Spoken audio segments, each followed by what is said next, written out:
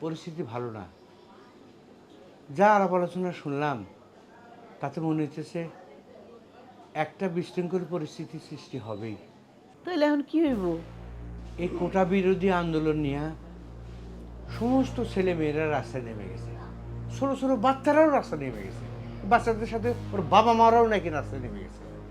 High high কি?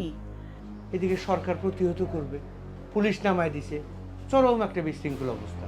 Slogan slogan, varsity school college সমস্ত জায়গায় রাস্তাঘাট, আর বলো না কি যে হবে আল্লাহ জানে। আল্লাহ রে আল্লাহ, কি জানি হয়। কই রে মামনি?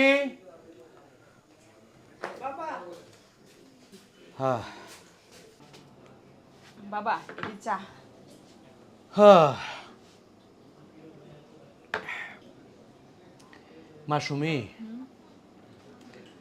তোর কথাই মনে হয় ঠিক হইল। সারা শহরে